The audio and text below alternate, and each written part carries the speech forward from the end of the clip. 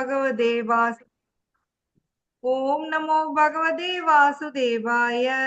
नारायणं नमस्कृत्य नरं चैवं नरोत्तमं देवीं सरस्वतीं व्यासं ततो जयमुदीरये।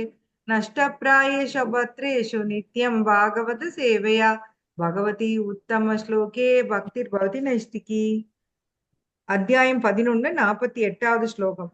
न वेदयज्ञाध्ययनेन दानैः न सक्रियापि न तपोभिरुग्रै एवं रूपशक्य अहं निर्लोके दृष्टुं त्वदन्येन गुरु प्रवीर। யாரோ ஒருத்தர் மொழிபெயர்ப்பு பொருளுரை படிங்க.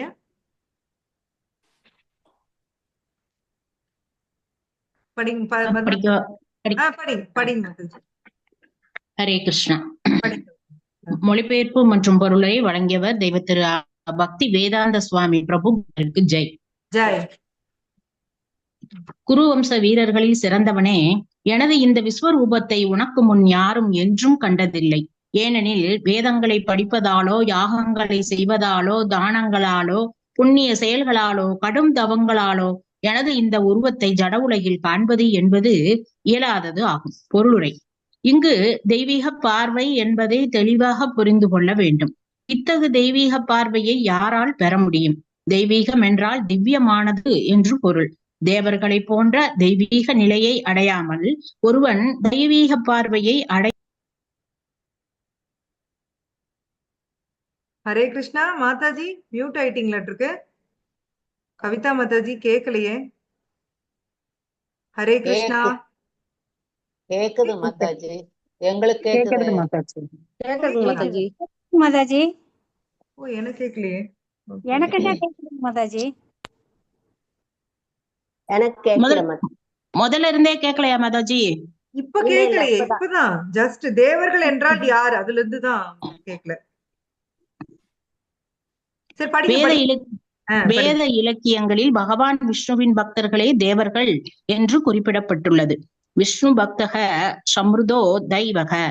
விஷ்ணுவின் மேல் நம்பிக்கை இல்லாத நாத்திகர்கள் அல்லது கிருஷ்ணரின் அருவ பகுதியை பரம்பொருளாக எண்ணுபவர்கள் தெய்வீக பார்வையை பெற முடியாது. கிருஷ்ணரை இகழ்பவர்கள் தெய்வீக பார்வையுடன் இருப்பது சாத்தியமல்ல. தெய்வீக நிலையை அடையாமல் தெய்வீக பார்வையை அடைய முடியாது.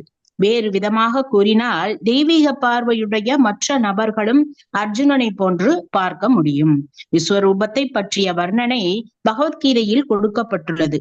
அர்ஜுனனுக்கு முன் இந்த விவரத்தை யாருக்கும் தெரியாது. ஆனால் தற்போது இந்த நிகழ்ச்சிக்கு பின் விஸ்வரூபத்தை பற்றிய தகவல்கள் சிலவற்றை ஒருவன் அறிய முடியும். உண்மையிலேயே தெய்வீக நிலையில் இருப்பவர்கள் இறைவனுடைய விஸ்வரூபத்தை காண முடியும். ஆனால் கிருஷ்ணரது தூய பக்தனாக ஆகாமல் தெய்வீக நிலையை அடைய முடியாது.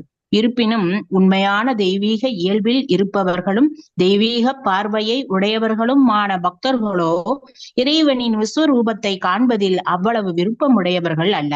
அர்ஜுனன் பகவான் கிருஷ்ணரை 4 கரங்களுடன் விஷ்ணுவின் ரூபத்தில் காண விரும்பினான் என்பதும், விஸ்வரூபத்தை கண்டதால் உண்மையில் அச்சமுற்று இருந்தான் என்பதும் முந்தைய ஸ்லோகத்தில் விவரிக்கப்பட்டது. இந்த ஸ்லோகத்தில் வேத யஞாத்யயனைக போன்ற சில முக்கியமான சொற்கள் உள்ளன. இச்சொல் வேத இலக்கியங்களையும் யாக நெறிகளையும் கற்பதையே குறிக்கின்றது. வேதம் என்றால் 4 வேதங்கள்: ரிக், யஜுர், சாம, அதர்வ.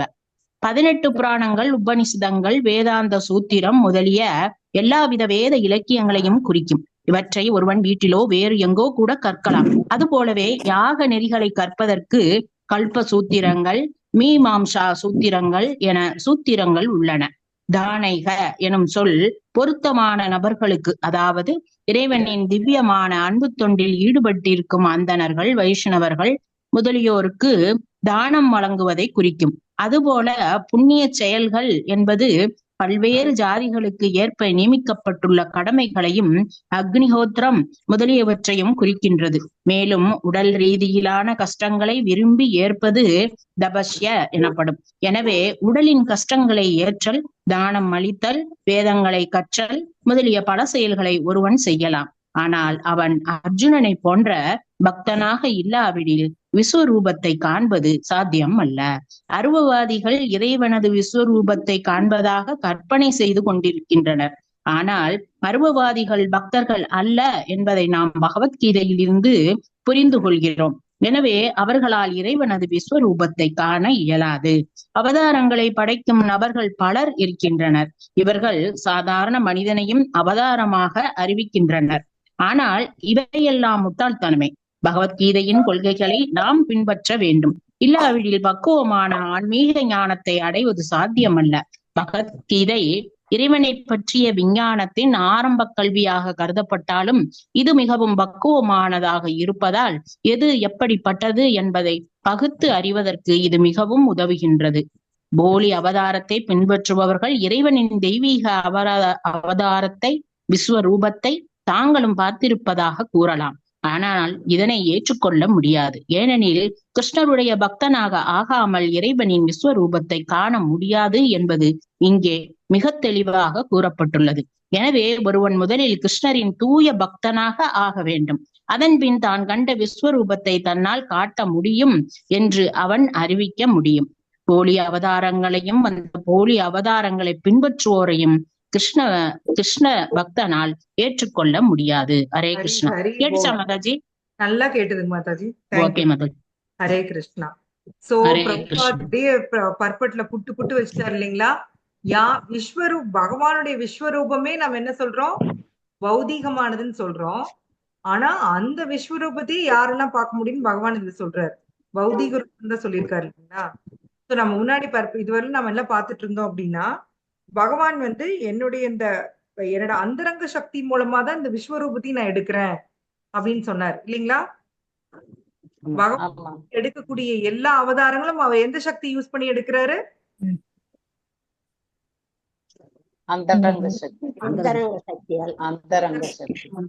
நாம யாரோட இருக்கோம்?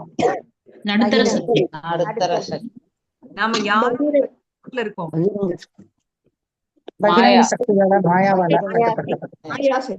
பகவானுடைய பகிரங்க சக்தியின் கட்டுப்பாட்டுல நாம இருக்கோம். ஆனா பகவான் இந்த உலகத்துல அவதரிக்கிறது தன்னோட அந்தரங்க சக்தியின் மூலம். பகவானுடைய பக்தர்கள்லாம் யாரோட கண்ட்ரோல்ல இருக்காங்க? பகவானோட அந்தரங்க சக்தி. யோகமாயா. பகவானுடைய அந்தரங்க சக்தியோட பேர் என்ன சொல்லுங்க? உங்களுடைய அர்ஜுனா அவரு இப்ப புலம்புறாரு இல்லையா? அது யாரோட கண்ட்ரோல்ல புலம்புறாரு? யாரோட ஆதிக்கத்துல? மகாமாயா கண்ட்ரோல்லையா இல்ல யோகமாயா கண்ட்ரோல்லையா?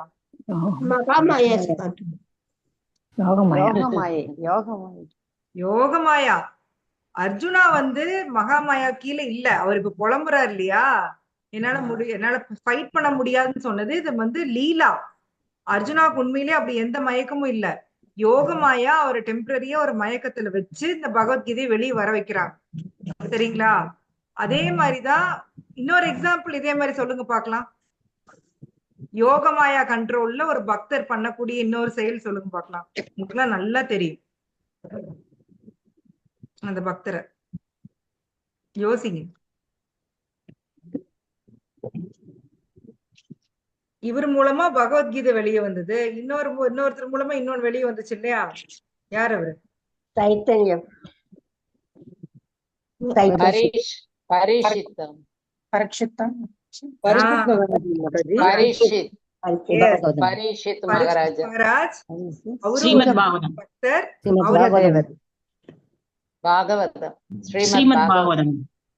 அவர் என்ன செயல் செஞ்சாருன்னு கேக்குறேன். மாதாஜி பாம்பு தூக்கி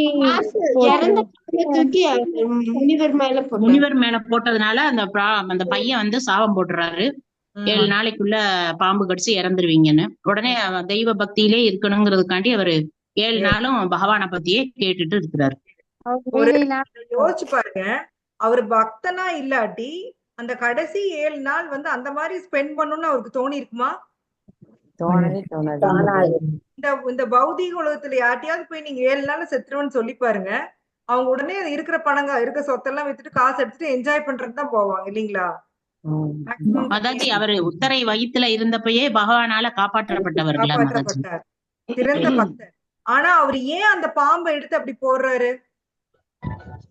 லீலா அதுவும் பகவானோட லீலை தான். மயக்கத்துக்கு உட்பட்டு. எப்படி அர்ஜுனா யோகமாயோட மயக்கத்துக்கு உட்பட்டு இப்போ புலம்புறாரோ அதே மாதிரி பரீட்சித் மகாராஜா யோகமாயாக்கு உட்படுத்தப்பட்டு பாகவதம் வெளியே வரணும் இல்லையா? அதனால நடக்குது. சரிங்களா? இப்ப உங்களுக்கு புரியுதா யோகமாயா மகாமாயா புரியுது. இருக்கோம்? நாம மகாமாயா. மகாமாயா யோசிக்கவே வேண்டாம். நாம மகாமாயா தான். நீங்க வந்து முக்குணத்தை தாண்டி அந்த பியூர் ஸ்டேட் போற வரைக்கும் மகாமாயா தான். சரிங்களா? இவங்க தூய பக்தர்கள் வந்து யோகமாயாவுடைய ஓகே. இப்ப அந்த உங்களுக்கு புரிஞ்சிருச்சு. சோ பகவான் வந்து நான் அந்த அந்தரங்க சக்தியின் உதவியோட தான் என்னோட விஸ்வரூபத்தையே காமிக்கிறேன் அப்படிங்கிறாரு. அடுத்தது அத வந்து நீ யாருமே இது வரைக்கும் பார்த்தது இல்லைன்னு சொன்னாரு. இப்ப இதுல என்ன சொல்லியிருக்காருன்னா, யாருமே உனக்கு முன்னாடி பார்த்தது இல்ல. வேதங்களை படிக்கிறனாலோ யாகம் செய்யறனாலயோ தானங்களாலோ புண்ணிய செயலாலேயோ தவத்தாலேயோ என்னுடைய இந்த உருவத்தை இந்த ஜட உலகில் காண்பது இயலாது. சோ வேதங்கள் படிக்கிறது இது எல்லாமே எது கீழே வரும்னா, எது கீழே வரும் சொல்லுங்க? வேதங்கள் படிக்கிறது, யாகம் செய்யறது, தானம், புண்ணிய செயல் இதெல்லாம் எது கீழே வருது? எந்த யோகத்துக்கு? எந்த யோகத்தின் கீழே? கர்மயோகம். எக்ஸாக்ட்லி கர்மயோகம். கர்மயோகத்துலதான் வருது. கரெக்ட். கர்மயோகத்தின் கீழே வருது. தவம் செய்யறது ஞான யோகம். பக்தி இல்ல, பக்தி அது தவம் பண்றது வந்து ஞான யோகம். இதெல்லாம் எது பண்ணினாலும் என்ன பண்ண முடியாது, என்ன வந்து இதெல்லாம் என்னுடைய உருவத்தை பார்க்க முடியாது சொல்ற. புரியுதுங்களா உங்களுக்கு? இப்போ புரியுது, புரிஞ்சிருச்சு. ஓகே. சோ தெய்வீக பார்வை பிரபுபாத் இதை வந்து ஸ்பெசிஃபை பண்ணி சொல்லியிருக்காரு. தெய்வீக பார்வைன்னா என்ன? ஏன்னா அர்ஜுனாவால சும்மா அந்த விஸ்வரூபத்தை பார்க்க முடிஞ்சுதா? இல்ல, தெய்வீக கண் கண்கள் கொடுத்ததுனாலதான். தெய்வீக கண் இல்லையா? தெய்வீக கண்கள்.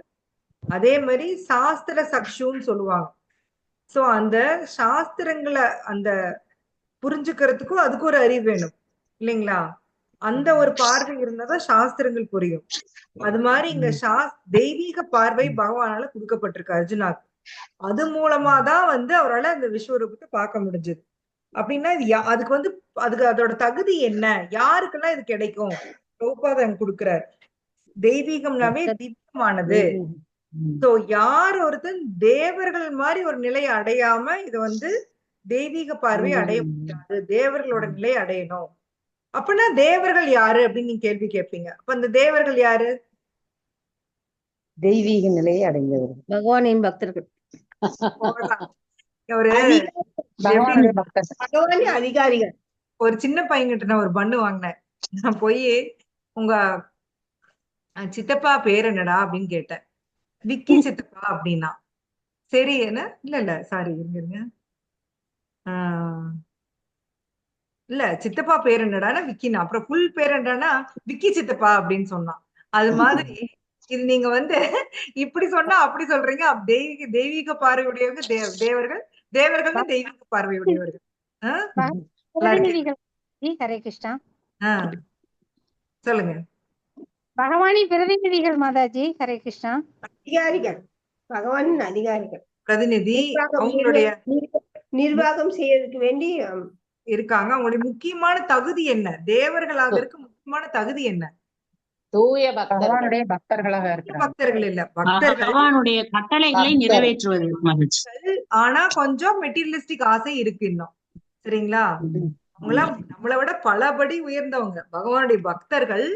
ஆனாலும் இந்த ஜட உலகத்தை ஆண்டு அனுபவிக்கும் ஆசை அவங்களுக்கு இருக்கு. அதனால இல்ல தேங்காய் வேணா வெளியே எடுத்து.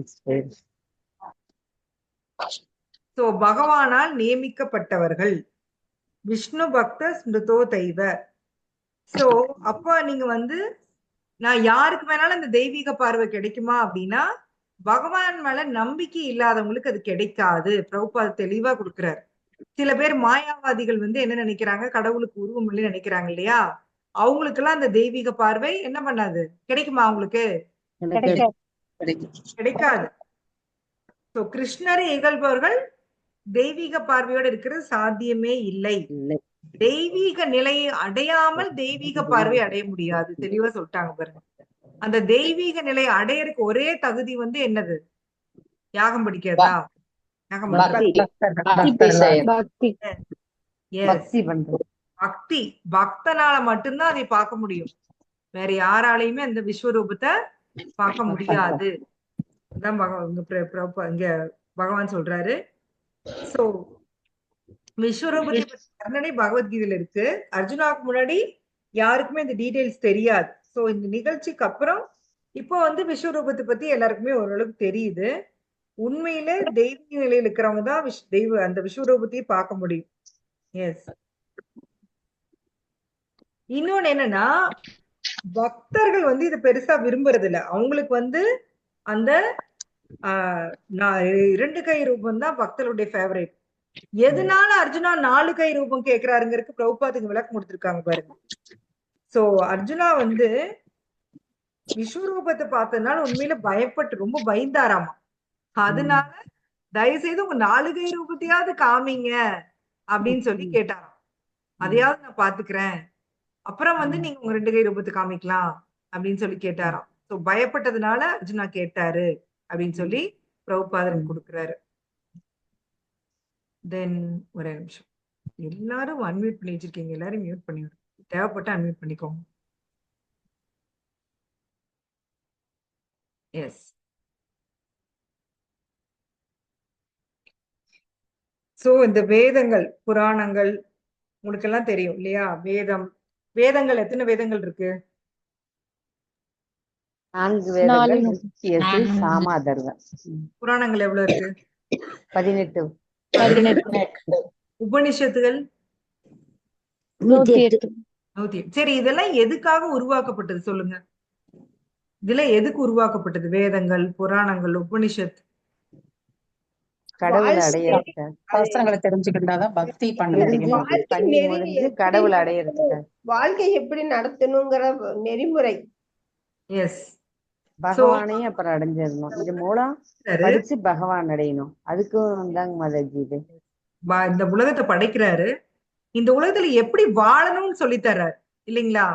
அதுக்குதான் வேதங்கள். எப்படி வாழணும், எப்படி சாகணும், அதுவும் சொல்லி தருது வேதங்கள். எப்படி சாகணும், பகவான் நினைச்சுக்கிட்டே போகணும். பகவத்கீதையில கிருஷ்ணா என்ன சொல்றாரு? அந்த காலே சமாமியவ ஸ்மரன் முத்வா கலேவரம். அது கடைசி காலத்துல யார் ஒருத்தன் என்னைய நினைக்கிறானோ அவன் என்ன பண்ணுவான்? என்னுடைய லோகத்தை அடைகிறேன், என்னிடம் வந்தடைகிறேன், அப்படி இருக்கிறவன் திரும்பிங்க வர்றதில்ல. சோ இதையெல்லாம் சொல்லி கொடுக்கறதுக்கு தான் வேதங்கள். சோ அதான் வந்து வேதாந்த சூத்ரம் அப்படிங்கிறது. அந்த வேதங்கள்ல இருக்கிற எல்லாமே சூத்ரம், அதாவது ஃபார்முலா வேதாந்த சூத்திரத்துல கொடுத்திருக்காங்களாம்.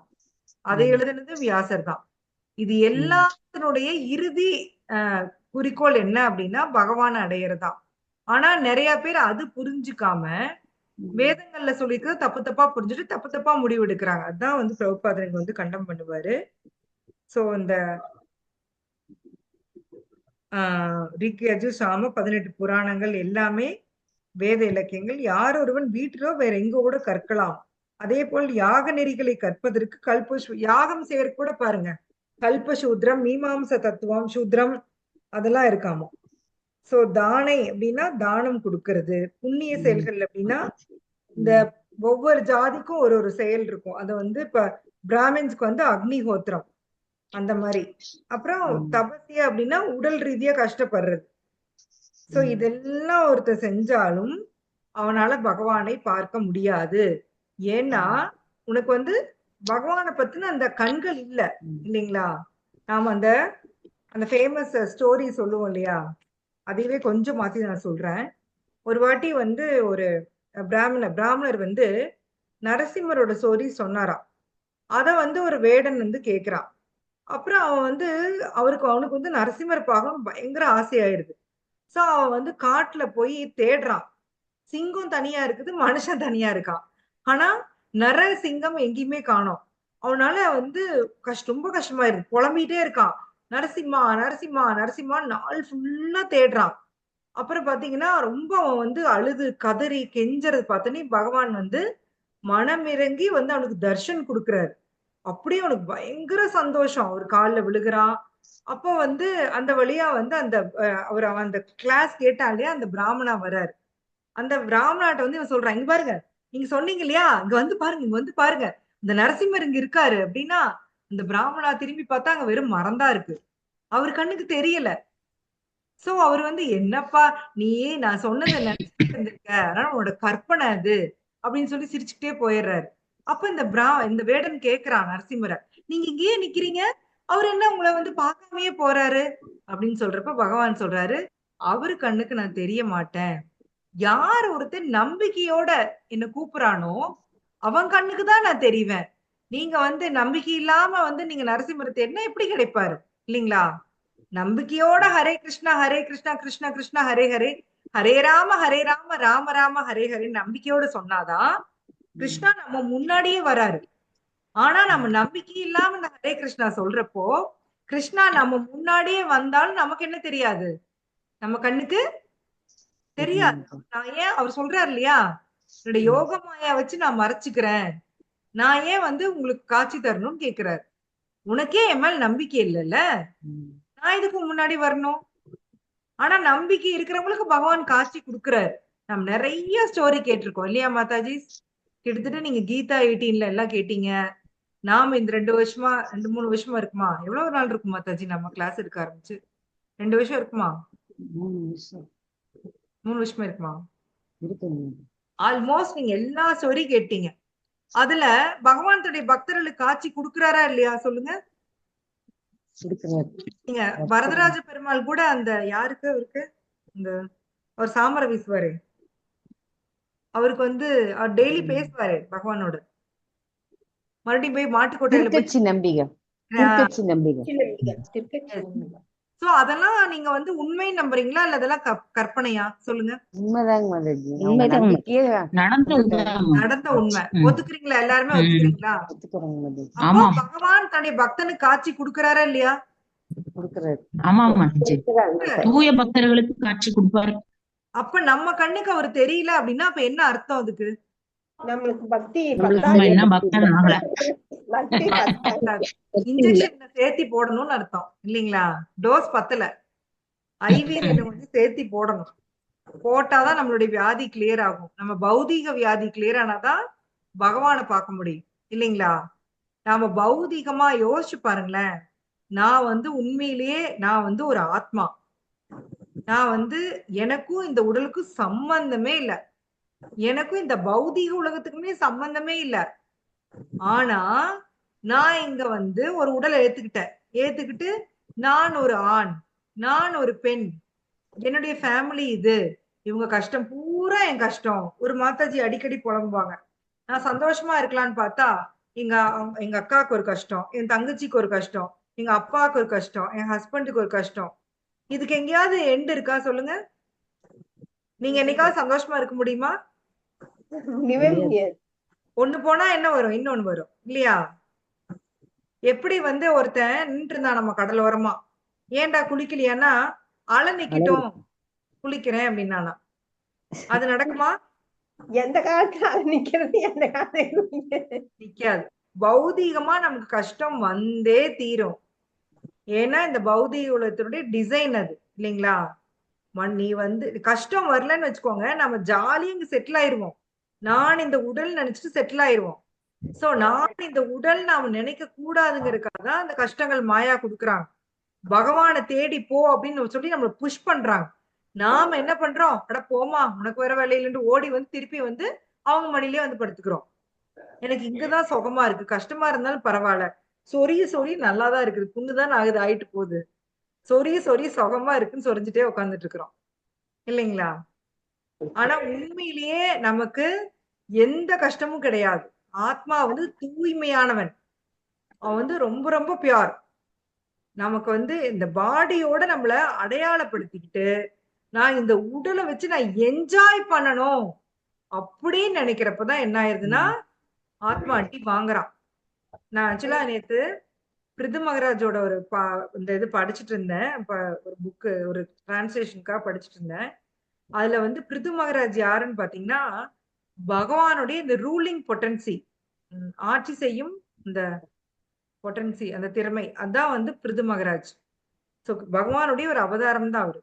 ஆனா அவரு வந்து தன்னோட மனைவி, மக்கள் எல்லாத்தையும் துறக்கிறாராம். எல்லாத்துலயும் வந்து ஒரு டிட்டாச்மெண்ட், எப்பவுமே வந்து ஒரு பற்றற்ற தன்மையோடயே தான் இருப்பாராம் மனைவி மக்கள் கிட்ட. சோ 4 குமாரர்கள் அங்க வராங்க, அவருடைய சபைக்கு வராங்க. அவங்கள பார்த்தனையும் தங்கிட்ட இருக்கக்கூடிய அத்தனையுமே எடுத்து அவங்களுக்கு கொடுக்குறாங்களாம், 4 குமாரர்களுக்கு. அதுக்கு பாகவத்துல என்ன கொடுக்குறாங்கன்னா, even he does not own that, அதாவது அந்த அவருடைய அந்த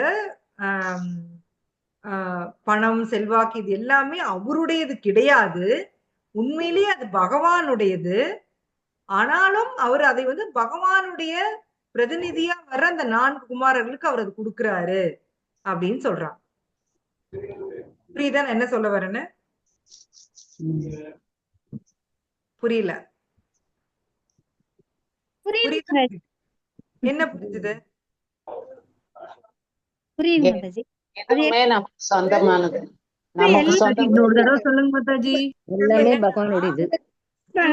ராஜர் சொத்தே நம்மளுக்கு இல்ல, பகவான்தான். அவங்க பகவானுக்கே அர்ப்பணம் பண்றாங்க. பழி மகாராஜ் எப்படி அர்ப்பணம் செஞ்சாரோ அதே மாதிரி பகவானுடைய சொத்து பகவான் கேட்கிற போது நம்ம எல்லாமே கொடுக்கணும்னு சொல்லி பழி மகாராஜன் கொடுத்தாரு இல்லைங்க, அதே மாதிரி இவரும் கொடுக்கறாரு, பிருது மகாராஜ். இவரும் வந்து புரிஞ்சுட்டு கொடுக்கறாரு. இருந்தாலுமே அதுவுமே அவரோடது இல்ல, அவர் கொடுத்தது எதுவுமே அவரோடது இல்ல. இருந்தாலும் பகவானுடைய பிரதிநிதிகள்கிட்ட அவர் கொடுக்கறாரு அப்படின்னு சொல்றாங்க. பகவானுடைய சொத்தை புரிஞ்சுக்கிட்டு கொடுக்கறாரு. அதான் விஷயம். நமக்கெல்லாம் இன்னும் புரியுதான்னு பாத்தீங்கன்னா, நாம வாங்கி வச்சிருக்கிற ஒரு ஓட்ட சம்பளம் இருக்கும். அந்த சம்பளம் நாம என்ன சொல்லுவோம், இது என்னது இல்லைங்களா? அந்த ஓட்ட சம்பளத்தை கூட நமக்கு யாருக்கு கொடுக்கறதுக்கு மனசு வராது. ஏன்னா நாம ஸ்ட்ராங்கா நம்மளுடைய உடலோட நம்மள அடையாளப்படுத்தி இருக்கோம். ஆனா பகவானுடைய பக்தர்கள் பாத்தீங்கன்னா, அவங்களுக்கு நல்லா தெரியும், தங்களுடைய இந்த கையறு நிலை அவங்களுக்கு நல்லா புரியுது. ஆக்சுவலி ஆத்மாவோட நிலை கையறு நிலை தான். அப்படின்னா அது வந்து இந்த உடலே என்னது இல்ல, சரிங்களா? இந்த உடலை யூஸ் பண்ண என்ஜாய் பண்ணு நினைக்கிறேன். இங்க இருக்கிற எந்த பொருளுமே என்னது இல்ல. நாம உண்மையிலேயே பிச்சைக்காரங்க தான். உண்மையா சொல்ற பிச்சைக்காரங்க தான். நம்மளுதுன்னு எதுவுமே இல்ல. யாரு நீங்க பிச்சைக்காரங்கன்னு சொல்லுவீங்க? ஒண்ணுமே இல்லாதவங்க. நம்ம கிட்ட மட்டும் என்ன இருக்கா என்ன சொல்லுங்க? எல்லாமே பகவானோடதான். பேர்ல கோடி கணக்குல சொத்து இருக்கு இப்படி சொல்லி போட்டீங்களே அப்படின்னு பாக்குறீங்களா? எந்த தெருக்கோடி வரைக்கும் கூட எடுத்துட்டு போக முடியாது, எல்லாம் விட்டுதான் போகணும். சோ அப்படின்னா என்ன அர்த்தம்? எதுவுமே என்னுடையது இல்லை. அப்ப நம்ம பிச்சைக்காரங்க தான் இல்லையா? ஆனா நாம என்ன நினைச்சுக்கிறோம் ஒவ்வொருத்தரும் நம்மளை பத்தி? நான் எப்பேற்பட்டவன் தெரியுமா, நான் யார் தெரியுமா, அப்படிதானே? தெரியுமா நான் எப்பேற்பட்டவன் தெரியுமா, என் பரம்பரை யாருன்னு தெரியுமா? இது அத்தனை நான் வந்து இன்னைக்குதான் ஒருத்தர் சொன்னாங்க, நான் கோடீஸ்வரனோட பொண்ணு, என் புருஷனும் கோடீஸ்வரரு, நான் கோடீஸ்வரியா நான் பொழைச்சேன், வச்சுக்கம்மா, யாருமா வேண்டானா? நீ போறப்ப என்னம்மா கொண்டு போவ? எதுவும் ஒண்ணும் துணியோட கிடையாது. நல்ல துணியை தானே எடுத்துக்கோ. மோதிரம் நீங்க என்ன நகை, கை ஃபுல்லா மோதிரமா போடுங்க, கழுத்து ஃபுல்லா செயினா போடுங்க, எதையாச்சும் விட்டு வைப்பாங்க? அதெல்லாம் அறியாமையிலதாங்க மாதாஜி அவங்கள அப்படி பேசுறாங்க. இப்ப நமக்கு பக்தியை பத்தி புரிஞ்சுதுன்னா அவங்க பேச மாட்டாங்க மாதாஜி. கேக்குறேன், புரியலனால நம்ம இப்படி பேசுறது இல்லைங்க. பக்தி கிட்ட வந்ததுனால நம்ம பேசுறது இல்ல. பக்தி செய்யறமோ இல்லையோ, ஆனா பக்தியில நம்ம தெரிஞ்சங்காட்டி நம்ம இத பேசக்கூடாது இப்படி எல்லாம் அப்படின்னு நம்ம தெரிஞ்சுக்கிட்டோம்லங்க மாதாஜி. Yes correct. ஏன்னா இது அனைத்துக்கும் ஓனர் வேற ஒருத்தர். அவர் ஜாலியா கோலோகத்துல புல்லாங்களை வச்சுட்டு நின்று இருக்காரு. அனைத்துக்கும் ஓனர் அவரு தான். சோ இது வந்து நமக்கு வந்து நம்ம செகண்ட் ஓனரா தேர்ட் ஓனரா எத்தனாவது ஓனர் வேணா நீங்க போட்டுக்கோங்க, பல கோடி இப்படி போடணும் இல்லையா? சோ இப்ப வந்து தற்சமயம் இது என்னுடைய கையில இருக்கு, பகவானுடைய சொத்து என் கையில இருக்கு. இதுதான் நம்ம புரிஞ்சுக்கணும். சோ அத நீங்க எப்படி யூஸ் பண்றீங்களோ அதை பொறுத்துதான் பகவான் மறுபடியும் உங்களுக்கு வந்து சொத்து கொடுக்கணுமா வேண்டாமான்னு யோசிப்பாரு. எதனால இப்ப தானம் கொடுக்கறது புண்ணிய செயல் அப்படின்னு நம்ம சொல்றோம் இல்லையா? ஏன் சொல்றோம்? ஏன் தானம் கொடுக்கறதுங்கிறது புண்ணிய செயல்? தானம்னா என்ன உண்மையில சொல்லுங்க, பாஞ்சாலி மாதா சொல்லுங்க, தானம்னா என்ன? நம்ம கிட்ட இருக்கிறத ஒருத்தருக்கு கொடுத்து உதவி செய்யறது தானம். எஸ், நான் கஷ்டப்பட்டு என்னுடைய உடல் உழைப்பை போட்டு நான் சம்பாதிச்ச பணத்தை இன்னொருத்தருக்கு கொடுக்கறது இல்லைங்களா? அதான தானம். ஆமாங்கம்மா. கரெக்டா? சிரமப்படுறவங்களுக்கு கொடுக்கணும். சோ நீங்க அப்படி பண்ணுனீங்கன்னா அப்ப உங்களுக்கு என்ன ஆட் ஆகுது? சுக்கிரதியே ஆட் ஆகும். புண்ணியம். சுக்கிரதியே ஆட் ஆகும். புண்ணியம் ஆட் ஆகுது. அந்த புண்ணியம் ஆட் ஆகுறப்ப உங்களுக்கு அடுத்த பிறவியில உங்களுக்கு மறுபடியும் என்ன கிடைக்குது? நல்ல குடும்பத்துல பிறப்போம். பிராமின்ஸ் குடும்பத்துல பக்தி செலுத்துற இல்லை இல்லை, நான் பணக்காரங்களா பிறப்போம். புண்ணியம் செஞ்சீங்கன்னா பணக்காரங்களா பிறப்பீங்க. அப்படின்னா என்ன அர்த்தம்னா, நீங்க கஷ்டப்பட்டு சம்பாதிக்கிற பணத்தை அடுத்தவங்களுக்கு கொடுக்கணும் அப்படின்னா அடுத்த ஜென்மத்துல பகவான் அந்த பணத்தை உங்களுக்கு என்ன பண்றாரு? பணக்காரங்களா பிறக்க வைக்கிறாரு. திருப்பி கிடைக்குது உங்களுக்கு இல்லையா? நீங்க 1 ரூபா பண்ணீங்கனாலும் அந்த 1 ரூபா உங்களுக்கு நெக்ஸ்ட் ஜென்மத்துல கிடைக்குது. சோ அது மாதிரி நீங்க பகவானுக்காக நீங்க அதை யூஸ் பண்ணீங்க அப்படின்னா அப்ப என்ன கிடைக்கும் யோசிச்சு பாருங்க. அப்படி நீங்க யூஸ் பண்ணல அப்படின்னா, நான் கருமித்தனமா நீங்க சேர்த்தி வைப்பேன் அப்படின்னா ஃபியூஸ் பிடிங்கி விட்டுருவாரு. அடுத்த ஜென்மத்துல நம்ம போய் எங்கேயாவது வந்து ஆப்பிரிக்கால சோத்துக்கு வழி இல்லாம பிறக்க வேண்டியதான். அப்ப நம்ம அப்படின்னு நம்ம வந்து சப்பு கூட்டிட்டு வந்திருக்க வேண்டியதான். சரியா? மாதாஜி நீங்க சொன்னீங்கல்ல நாயா பிறப்பாங்க, அவங்க வீட்டுக்கு முன்னாடியே வந்து நிப்பாங்க, அந்த அவங்களுடைய சந்ததியர்களுடைய வீட்டுக்கு முன்னாடி. ஆமா, அவங்க வந்து செருப்பு எடுத்து பத்தி விடுவாங்க, குச்சி எடுத்து துரத்துவாங்க. நாம அந்த கைலாஷ் ஸ்டோரி பாத்திருக்கோம் இல்லையா? கைலாஷ்னு ஒருத்திட்ட வந்து நாரத முனி போய், நீ வாப்பா பகவான் பத்தின விஷயங்களை கேட்கலான்னதுக்கும், ஐயோ எனக்கு இப்பதான் கல்யாணம் ஆயிருக்கு, குழந்தைங்களாம் பிறந்திருக்கு, நான் வரமாட்டேன் பாரு. திருப்பி நாரத முனி மறுபடியும் போய் கேட்டா, இல்ல என் குழந்தைங்களும் இப்பதான் கொஞ்சம் பெருசா இருக்காங்க, அவங்களுக்கு எல்லாம் வந்து நான் கல்யாணம் பண்ணணும் முடியாதுங்க. திருப்பி நாரத முனி போய் பாப்பாரு அவரை கொஞ்ச நாள் கழிச்சு. அப்போ வந்து அவங்களுக்கு கல்யாணம் ஆனாலுமே உங்களுக்கு பொறுப்பே இல்ல, அதனால விட்டு வர முடியாதுன்னு இப்படியே சொல்லுவாரு. இதே 2-3 தடவை நடக்கும். திருப்பி அடுத்த அப்படி நாரத முனி வந்து பாக்கல கைலாஷ் செத்து போயிருவாரு. அங்க வந்து அப்போ எங்கடா கைலாஷ் போயிட்டு பார்த்தா உஸ்ஸு உஸ்ஸுன்னு சவுண்டு கேட்கும். அங்க பார்த்தா என்னவா இருக்காரு கைலாஷ்? பாம்பு. ஏன்னா அவங்க பசங்க அந்த வயல்வெளியை ஒழுங்கா பாத்துக்க மாட்டேங்கிறாங்களா, அதனால இவர் பாம்பா மாதிரி அந்த வயலை காவல் காக்குறாரு. சரிங்களா? இல்ல சாரி, நீங்க சொன்ன மாதிரி ஃபர்ஸ்ட் நாயா இருப்பாரு. கரெக்ட், கரெக்ட், நாயா இருப்பாரு. அப்புறம் வந்து மறுபடியும் அப்பயும் அந்த வீட்டை சுத்திக்கிட்டே தான் இருப்பாரு. திருப்பி நாய் உடல்ல இருந்து போனப்புறம் மறுபடியும் நாரத முனி வந்து பாப்பாரு. அப்ப பார்த்தா பாம்பா இருப்பாரு. நாரத முனி பாக்குறாரு, இவன் இப்பத்திக்கு வரமாட்டான்னு சொல்லிட்டு போய் பசங்கள்ட்ட போய் சொல்றாரு, அங்க ஒரு பாம்பு இருக்கு, விட்டீங்கன்னா உங்களை வந்து கடிச்சிடணும். அவங்க அந்த பாம்பை அடிச்சிருவாங்க, அடிச்சே கொன்றுவாங்க. இதுதான் வந்து ஒவ்வொரு ஜீவாத்மாவோட நிலை. என்னுடையது என்னுடையது என்னுடையது நினைச்சு நினைச்சு இல்லாத ஒண்ண இருக்கிறதா நம்ம நினைச்சுக்கிட்டு கஷ்டப்பட்டு இருக்கிறோம். அப்படி ஒரு விஷயமே இல்ல, ஒண்ணு இல்லவே இல்ல, ஆனா இருக்குதுன்னு நாமளா நினைச்சு கஷ்டப்பட்டு இருக்கிறோம். இது ஒவ்வொரு ஜீவாத்மாவின் நிலை. இது ஏதோ யாரோ ஒரு கைலாஷ் அப்படின்னு நினைக்காதீங்க. நாம எல்லோருமே அப்படிதான். எனக்கு எந்த பற்றுமே இல்ல அப்படின்னு எந்த ஜீவாத்மாவும் சொல்ல முடியாது. கண்டிப்பா பாத்தீங்கன்னா ஏதோ ஒரு பற்று ஏதோ ஒரு விதத்துல இருக்கு. அதனாலதான் நம்ம இந்த பௌதிக உலகத்துல இருக்கிறோம். ஏதோ ஒரு பற்று வச்சிருப்போம் எது மேலேயாவது. நமக்கு உங்களை நீங்களே அனலைஸ் பண்ணி பாத்துங்க. ஏன்னா நான் சொல்ல முடியாது. உங்க ஒவ்வொருத்தருக்குமே ஏதோ ஒண்ணு மேல ஒரு பற்று இருக்கும். சோ ஈவன் பெரிய பெரிய பணக்காரங்க எல்லாம் கூட பாத்தீங்கன்னா அவங்களுக்கு ஏதோ ஒரு சின்ன பொருள் மேல ரொம்ப இது வச்சிருப்பாங்க, லவ் வச்சிருப்பாங்க. அந்த மாதிரிதான் ஒவ்வொருத்தருக்குமே இருக்கு. சோ அது என்ன அப்படின்னு நாம வந்து கண்டுபிடிக்கணும் முதல்ல. அந்த பற்றையெல்லாம் விட்டோம்னாதான் நாம வந்து பகவான்ட்டு போக முடியும். நீங்க உங்களுது நம்மளுது நம்ம புடிச்சு வைக்க வைக்க என்ன ஆகும்னா, கிருஷ்ணா நம்மள வந்து அந்த பக்கம் இழுக்க ட்ரை பண்ணுவாரு. நாம அதை விட்டு உதறிட்டு இந்த பக்கம் போக ட்ரை பண்ணுவோம். 2 பக்கம் நடுவுல நாம தான் மாட்டிக்குவோம். சோ கிருஷ்ணா நம்மளை இழுத்தாருன்னா நம்ம ஃப்ரீயா விட்டுட்டோம் அப்படின்னா ஜாலியா பகவானோட நம்ம அவர் இழுக்கிற இழுப்புக்கு நம்ம போயிடலாம். இல்ல எனக்கு பௌதிக பொருட்கள் மேல அளவு கடந்த ஆசை இருக்கு அப்படின்னா கொஞ்சம் கொஞ்சமா புடிச்சு நம்மள இழுப்பாரு. கிருஷ்ணா சும்மா விட மாட்டாரு. ஏன்னா நீங்க டெய்லி கெஞ்சுறீங்க, ஹரே கிருஷ்ணா கிருஷ்ணா கிருஷ்ணா ஹரே ஹரே, ஹரே ராமா ராம ராமா ஹரே ஹரே.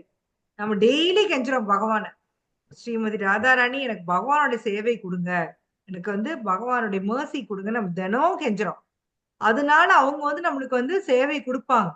ஆனா அதை செய்யறதுக்கு நான் வந்து தகுதியானவங்களா இருக்கணும் இல்லைங்களா?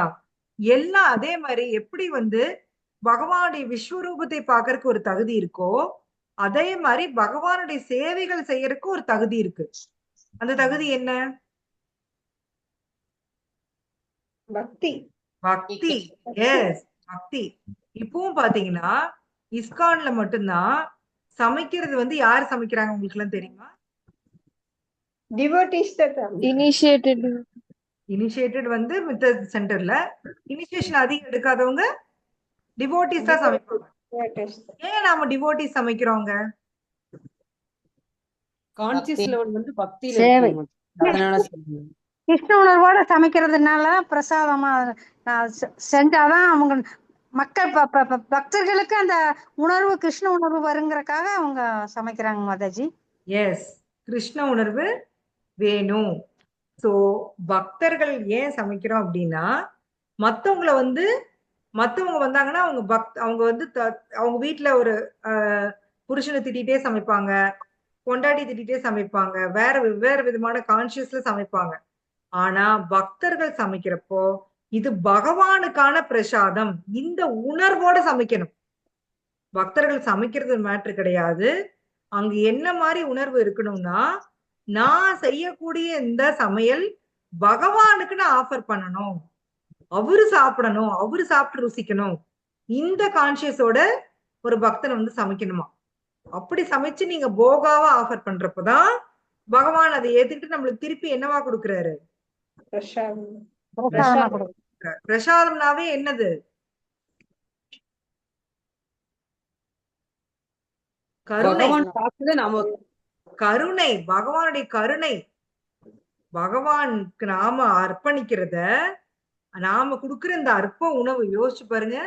சமயத்துல உப்பு கூட போடாம சமைச்சு அந்த ஒரு தோசையும் ஒரு குழம்பும் இல்லைன்னா ஒரு சாப்பாடு, மேக்சிமம் என்ன செய்வோம்? பருப்பு, பொரியல், தயிர், ரசம், மேக்சிமம் அவ்வளவுதான் இருக்கும். ஆனா அங்க ஸ்ரீமதி ராதாராணி, லக்ஷ்மி தேவி எல்லாம் பகவானுக்கு வந்து விதவிதமா சமைச்சு வச்சு வெயிட் பண்றாங்க. ஆனா பகவான் நீங்க குடுக்குற இந்த உப்பில்லா சாப்பாடை கூட சந்தோஷமா ஏத்துக்கிட்டு திருப்பி தன்னுடைய mercy கருணை கொடுக்கிறார், பிரசாதமா கொடுக்கிறார். சோ அந்த நீங்க அந்த பாட்டுல கூட வரும், யஷ்ய பிரசாதாத் பகவத் பிரசாதோ யஷ்ய அப்பிரசாதாத் நக்கதி குதோபி. சோ பிரசாதம், பகவானுடைய பிரசாதம் இல்ல அப்படின்னா ந கதி குதோபி. சோ இதையெல்லாம் கொடுக்கறது யாருன்னா குரு. ஏன்னா நீங்க படைக்கிறதே, நீங்க வந்து ஆஃபர் பண்றதே யாருக்கு ஃபர்ஸ்ட் ஆஃபர் பண்றீங்க?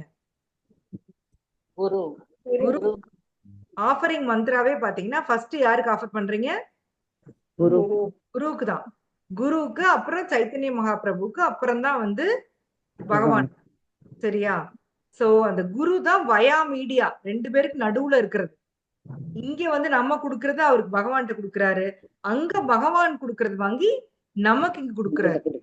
சோ அந்த கருணைய வந்து பகவானுடைய அந்த கருணையை டெலிவர் பண்ற போஸ்ட்மேன் தான் குரு. சரிங்களா? ஏன்னா நமக்கு வந்து அதை ரிசீவ் பண்ண தெரியாது. நமக்கு வந்து அந்த தெய்வீக பார்வையும் கிடையாது, சும்மா பார்வை எந்த பார்வையும் கிடையாது. சும்மா நம்ம இதை பாக்குறோம் அப்படிங்கறதுனால எனக்கு பார்வை இருக்கு அப்படி அர்த்தம் இல்ல. பகவானை பத்தின விஷயங்களை புரிஞ்சுக்கிட்டு நாம அதை வச்சு மத்த பக்தர்களை பார்க்கணும், மத்தவங்களை பாக்குறது, உலகத்தை பாக்குறது, அதுதான் வந்து ஒரு பக்தனுடைய பார்வை. நாம பாக்குறது யார பார்த்தாலும் அவங்களுக்கு இருக்கிற அந்த குறைதான் ஃபர்ஸ்ட் நம்ம கண்ணுக்கு தெரியும் இல்லைங்களா? நீங்க யோசிச்சு பாருங்களேன், ஒருத்தர் வர்றாங்க அப்படின்னா அவங்களுடைய அந்த பிளஸ் மைனஸ் எல்லாம் நம்ம கண்ணு முன்னாடி அப்படியே வரும்.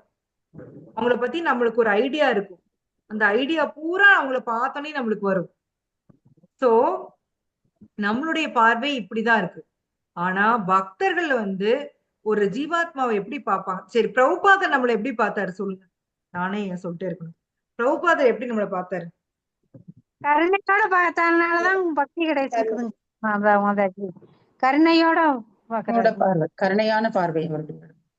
இந்த Yes. இந்த ஆத்மாக்களை நம்ம பகவான் கிட்ட கொண்டு சேர்க்கணும் அப்படிங்கிற எண்ணம். இந்த ஜீவாத்மா தன்னுடைய இவ்வளவு உண்மையான நிலை கஷ்டப்பட்டு புரியாம இப்படி கஷ்டப்படுறானே So, அப்படின்னு சொல்லி அழுவாராம் பிரபுபாத். நம்ம மேல இருக்கிற கருணையினால பிரபுபாதர் அழுவாராம். அது என்ன ஒரு காஸ்ட்லெஸ் மர்சி, யோசிச்சு பாருங்க. அவரு எதுக்காக நம்மள நினைச்சு அழுகணும் இல்லைங்களா? அவரு ஜீவாத்மா நிம்மதியா ஜபம் பண்ணாவே பண்ணிட்டு போயிடலாம்.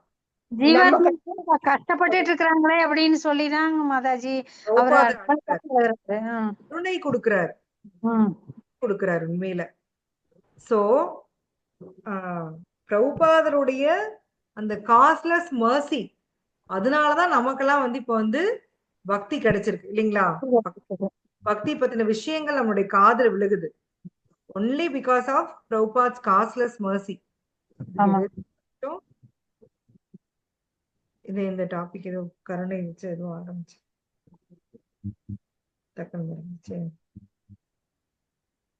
ஓகே. சோ இந்த பார்வை பத்தி சொல்லிட்டு இருந்தோம் இல்லையா? சோ அந்த பார்வையே நம்மளுக்கு எப்படி கிடைச்சிருக்குன்னா பிரபுபாதுடைய கருணையினாலதான் நமக்கு கிடைச்சிருக்கு. சோ நாம ஒரு பக்தனுடைய ஒரு ஒரு பார்வையில நம்ம பாக்குறப்பதான், இப்போ நாம சும்மா நீங்க கிருஷ்ணாவை நீங்க சும்மா பாக்குறக்கும் பிரபுபாத் சொல்லி கொடுத்தப்பற பாக்குறக்கும் வித்தியாசம் இருக்கா இல்லையா? ஆமாங்க மாஸ்டர்ஜி, இருக்கு மாஸ்டர். பௌதீக உலகத்தை கூட பாருங்க, பகவத்கீதை படிச்சப்புறம் பாகவத படிச்சப்புறம் நம்ம பாக்குற அந்த விஷனே மாறுபடுது. சக மனிதர் பாக்குறப்ப மாறுபடுது. எல்லாரையுமே வந்து அந்த இவங்க எல்லாம் முக்குணத்தினால தாக்கப்பட்டிருக்காங்க, இவங்க தமோ குணத்தை தாக்கப்பட்டிருக்காங்க, இவங்க ரஜோ குணத்தை, இதெல்லாம் எவாலுவேட் பண்ண முடியும் இல்லைங்களா? சாதாரணமா நம்ம பாத்துக்கிட்டா சாதாரணமா தான் இருந்தோம். எல்லாமே இதுக்குள்ள வந்ததுக்கு அப்புறம் தான் நம்ம வந்து பாக்குற பார்வை, பேசுற பேச்சு எல்லாமே நம்ம மாறுபட்டு இருக்குதுங்க மாதாஜி. S S. சோ இது பிரபுபாத் நமக்கு கொடுத்த கருணை. ஆமா, பிரபுபாதருடைய காரணமற்ற கருணை. நீங்க அதுக்காக நீங்க பிரபுபாதருக்கு ஏதாச்சும் பண்ணிருக்கீங்களான்னா நம்ம ஒண்ணுமே பண்ணல, நம்ம எதுவுமே பண்ணல. ஆனா நம்ம அம்மா அப்பா நம்ம மேல இருக்கிற கருணை கூட நாம அவங்க வயித்துல பிறந்தமேன்னு அவங்க காமிக்கிறது. நம்ம தாத்தா பாட்டி வந்து அவங்களுடைய வாரிசுங்கிறால நம்ம மேல கருணை காமிக்கிறாங்க. ஆனா பிரபுபாதர் நம்ம ஒவ்வொருத்தரையும் ஒரு ஜீவாத்மாவா பார்த்தாரு. ஒரு ஜீவாத்மா, கஷ்டப்படுற ஒரு ஜீவாத்மாவா அவர் பார்த்தாரு. சோ அவருடைய அந்த காரணமற்ற கருணையினாலதான் நமக்கு வந்து இந்த பகவத் படிச்சு புரிஞ்சுக்க முடியுது. இல்லைன்னா நமக்கு இப்ப இந்த லைன் பை லைன் நம்ம படிச்சீங்கனாலுமே ஒண்ணுமே புரியாது. அதனுடைய பொருளுரையை படிச்சு புரிஞ்சுக்கணும்னா கூட பக்தி பண்ணாதான் புரிஞ்சுக்க முடியும். ஹரே கிருஷ்ணா மகாமந்திரம் ஜபம் பண்ணிட்டு அதுக்கப்புறம் நீங்க பகவத்கீதையை படிச்சீங்கன்னாதான் கொஞ்சமா புரியுமே ஒழிய மத்தபடி புரியாது. அவதாரங்களை படைக்கும் நபர்கள் பலர் இருக்கிறாங்க. அவங்க சாதாரண மனிதர்களை அவதாரமா சொல்றாங்க. ஆனா அது எல்லாமே முட்டாள்தனம். பகவத்கீதையின் கொள்கைகளை நாம் பின்பற்ற வேண்டும். இல்லாவிடில் ஆன்மீக ஞானத்தை அடையிறது கஷ்டம். சோ இறைவனை பற்றிய விஞ்ஞானத்தின் ஆரம்ப கல்வியாக கருதப்பட்டாலும் இது மிகவும் பக்குவமானதாக இருப்பதால் எது எப்படிப்பட்டது என்பதை பகுத்தறிவதற்கு இது உதவுதான் பகவத்கீதை. இது வந்து ஆரம்பம் தான், உங்களுக்கு சொல்லியிருக்கேன் இல்லையா? இது ஸ்டார்டிங். இதுக்கு அடுத்த லெவல் என்னது? பகவத்கீதைக்கு அடுத்த லெவல் பாகவதம், ஸ்ரீமத் பாகவதம். பாகவத்துக்கு அடுத்த லெவல் சைத்தன்ய சரிதாமிர்தம். சோ பகவத்கீதை வந்து பால பாடம். சோ இதுவே நம்மளால ஒண்ணும் புரியல. அப்ப யோசிச்சு பாருங்க. சோ இது வந்து பக்குவமானதா இருக்கு அப்படின்னு சொல்லி பிரபுபாத் சொல்றாரு. போலி அவதாரத்தை பின்பற்றுபவர்கள் தாங்க விஸ்வரூபத்தை பாக்குறேன்னு சொல்றாங்க. ஏன்னா அது வந்து ஒத்துக்க முடியாது. ஏன்னா பக்தனாகாம ஒரு நாள விஸ்வரூபத்தை கண்டிப்பாக பார்க்க முடியாது. சோ அதான் வந்து பிரபுபாதன் கொடுத்திருக்காரு. சோ போலி அவதாரங்களை பின்பற்றுவோரையும் கிருஷ்ண பக்தனால் ஏற்றுக்கொள்ள முடியாது. தெளிவா சொல்லிட்டார் பிரபுபாதர். நிறைய பேர் இந்த உலகத்துல சுத்திட்டு இருக்கிறாங்க. நான் கல்கி அது இதுன்னு சொல்லி சுத்திட்டு இருக்கிறாங்க. சோ இந்த மாதிரி இருக்கிறவங்கள பக்தனால ஏத்துக்க முடியாது. ஏன்னா பகவான் பகவானுடைய பக்தி இருந்தாதான் அவரை பத்தி எல்லாமே நம்ம கண்ணுக்கு தெரியும். அது வரைக்கும் நம்மளுக்கு எதுவுமே கண்ணுக்கு தெரியாது. ஓம் தத் சத். இதுதான் வந்து இந்த ஸ்லோகால இருக்கு.